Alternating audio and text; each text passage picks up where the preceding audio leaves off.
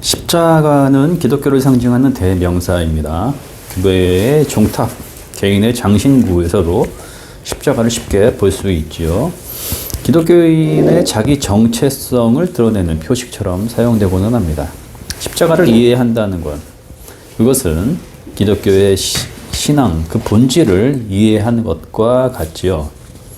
우리의 믿음의 대상이신 예수 그리스도를 알기 위해서, 그리고 뒤따르는 제자의 길과 세상에서의 구현을 위해서도 십자가에 대한 이해는 필요합니다. 부활신앙은 기독교 신앙의 정점이죠. 예수 그리스도의 부활을 통해 우리 모두가 생명의 근원이신 하나님의 영원하심 안으로 받아들여졌다는 것. 인류는 주님의 부활 이후 영원한 생명이라고 하는 새로운 피조물이 되었다는 것입니다. 그런데 부활하신 예수 그리스도가 십자가에서 죽임당하신 분이라는 사실을 받아들이는 것이 중요합니다. 주변으로부터 영광을 받으면서 자기 실현을 이루는 길을 통과하여 부활 생명에 이르신 것이 아니라 가장 낮고 비참한 자리에 떨어지셨던 분의 부활이라는 거죠. 이를 이해하지 못하거나 여기에 동의하지 못하는 사람은 기독교 신앙에서 멀다고 하겠습니다. 하나님의 긍휼하심을 입어야 하는 사람이겠죠. 오늘 본문에서 예수님은 제자들에게 처음으로 순환과 부활을 예고하십니다. 이제 예루살렘으로 올라가게 될 것인데 거기서 반드시 고난을 받고 장로들과 대제사장들과 율법학자들에 의해서 배척을 당한 후에 죽임을 당하게 되리라는 것입니다. 그리고 사흘 후에 살아나게 되리라는 것도 가르쳐 주셨습니다. 이때 베드로가 주님을 바싹 잡아당기면서 항의하였죠. 그런 일은 결코 일어나지 않을 것입니다. 그때의 분위기를 짐작해 보십시오. 베드로는 제자들의 대표격이잖아요. 다른 제자들도 그와 같은 반응이었을 겁니다. 당시 분위기가 심상치 않음을 잘 알고 있었죠. 군중들은 예수님을 뒤따르면서 환호하기도 했지만 종교 지도자들의 표적이 되어 있었습니다. 로마의 식민지 상황에서 민족의 해방절로 받아들여지던 유월절이 다가오고 있었고, 지금 예루살렘에 올라간다는 것은 그야말로 한치 앞도 가늠할 수 없는 불안한 여정이 될 것이라는 것을, 그 사실을 짐작하고 있었을 겁니다. 그런데 이러한 상황에서 예루살렘행을 감행할 것이며 순환과 죽음까지 예고하고 있는 거잖아요. 제자들은 예루살렘이라고 하는 특정 지역에서 의로운 예언자들의 죽음이 많았다는 역사적인 사실을 잘 알고 있었습니다.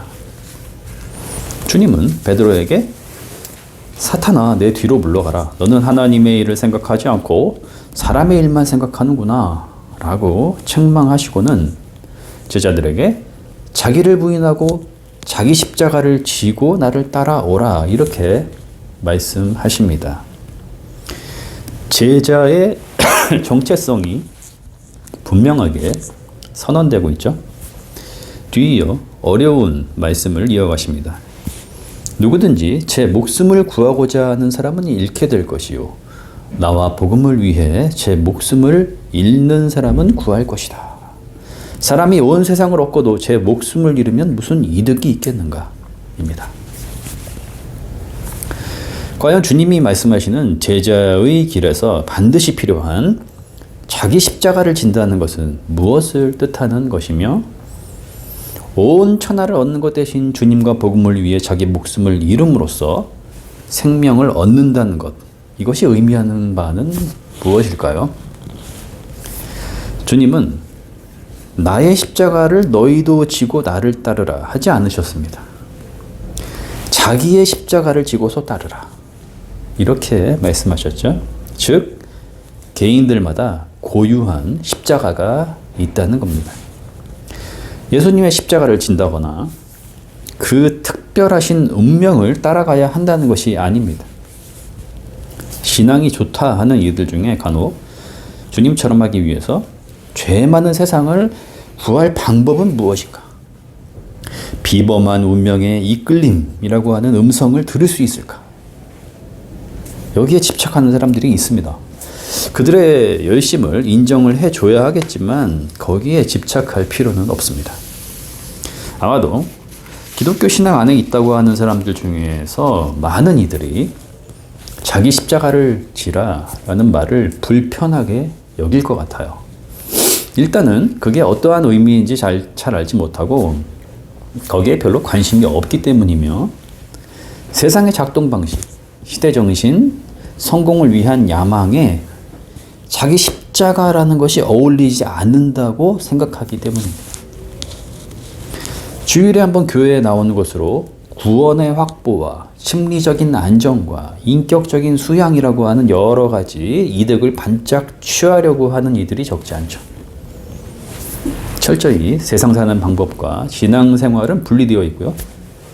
이들의 심리 가운데에는 자기 십자가를 지는 일은 이 시대에서는 해서는 안 되는 어리석은 일이고 나는 취사 선택할 수 있는 자유가 있는 교양인이기 때문에 이러한 신앙의 한 부분을 누구도 강요할 수 없다 라고 생각하는 인식이 깊게 자리하고 있는 것 같습니다. 저는 오래전부터 그리스도인에 대한 쉬운 정의 방식 하나를 가지고 있습니다.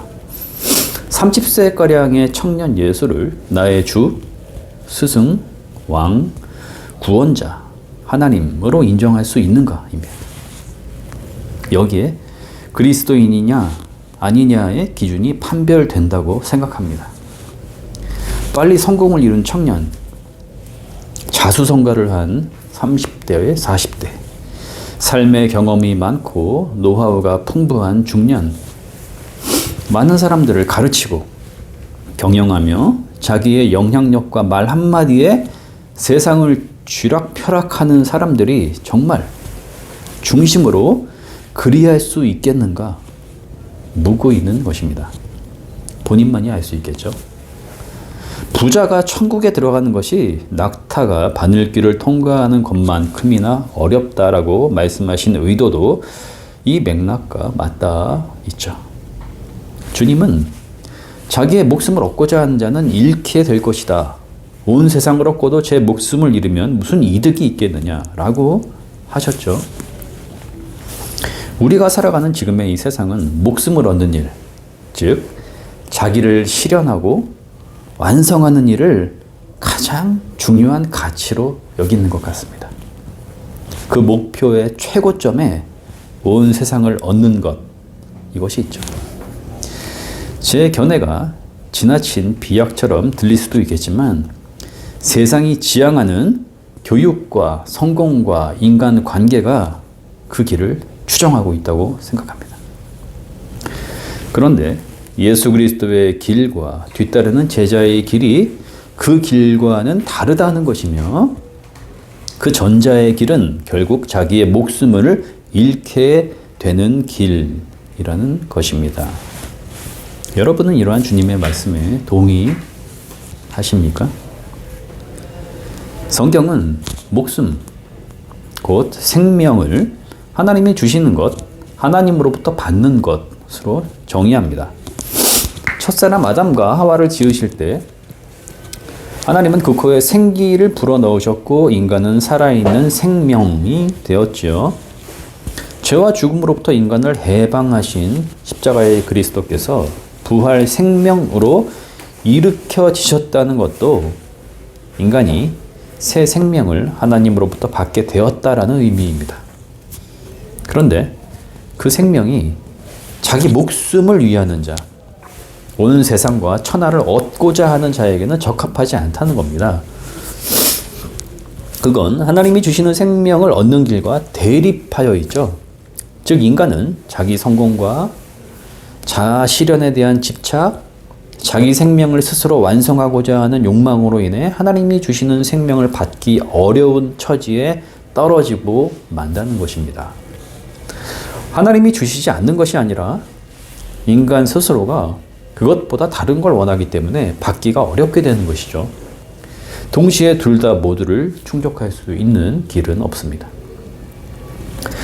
자기 십자가를 지고 주님의 뒤를 따르라는 말은 하나님이 완성하실 생명의 삶을 내 중심으로 삼을 것인가, 아니면 세상의 업적을 이루는데 삶의 중심을 둘 것인가, 이 둘 중에 결정하라는 요청입니다.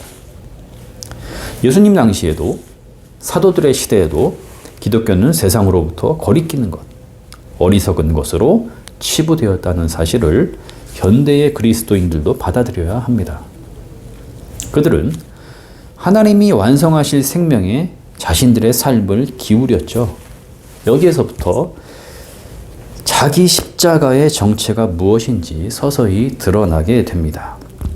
먼저 본문에 따르면 그것은 하나님의 일을 생각하는 것이요, 사람의 일만을 생각하는 것이 아닙니다.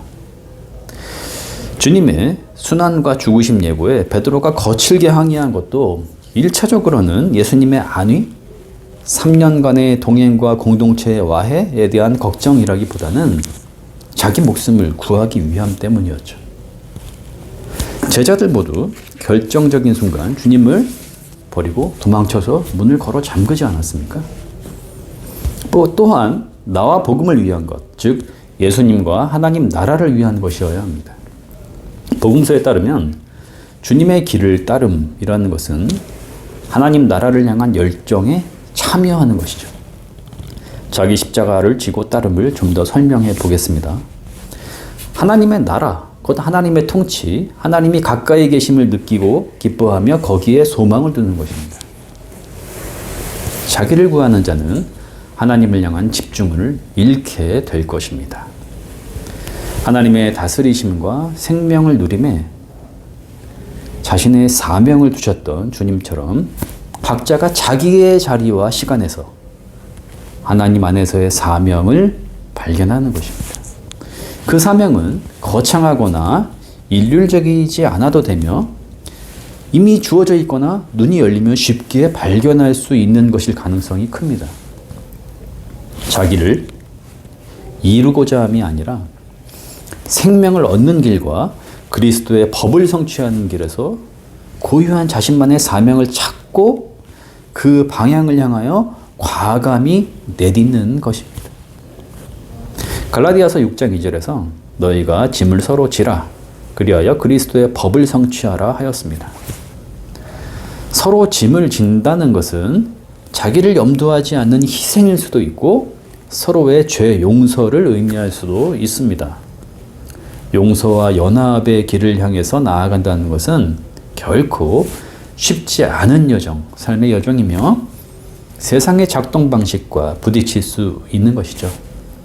또한 약자를 무시하고 정의를 비웃으며 인간의 존엄을 짓밟는 권력과 권모술수가 죽음을 퍼뜨리고 생명을 경시한다는 사실을 직시하고 저항하는 것입니다.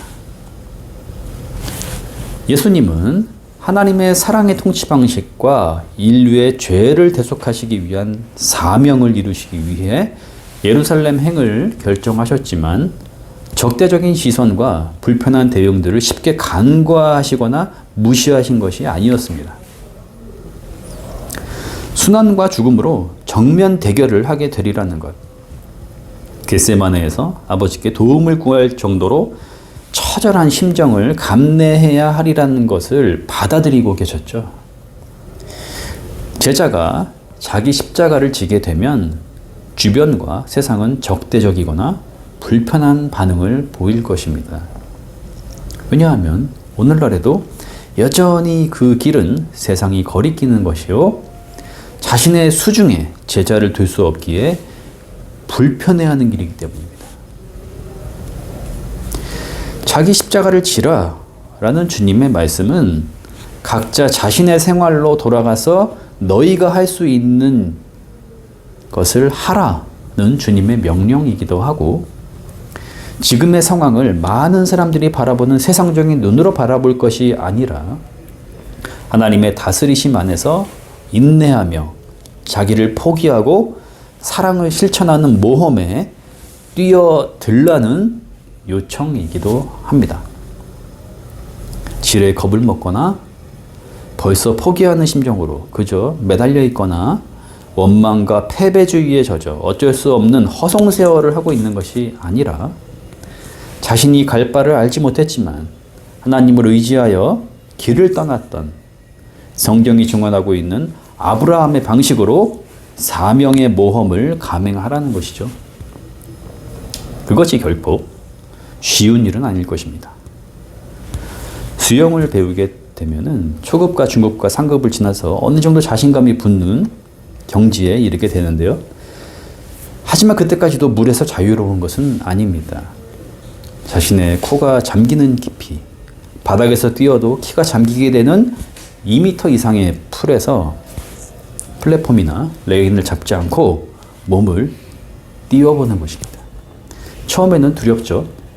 하지만 그 단계를 거치지 않으면 바다에 떠서 하늘을 바라볼 수 있는 황홀한 경험은 할 수 없을 것입니다. 자기 십자가가 각자의 생활을 전제로 하고 있기 때문에 설교에서 콕 집어 무엇이고 무엇입니다 라고 말할 수는 없습니다. 소풍에서 보물찾기가 시작되면 와 하는 함성과 함께 설레는 마음으로 뛰어나가듯 일상과 주위를 돌아보며 찾아보십시오. 거기에 하나님이 계십니다. 모든 지각에 뛰어나신 하나님의 평화가 그리스도 예수 안에서 여러분의 마음과 생각을 지키실 것입니다. 아멘.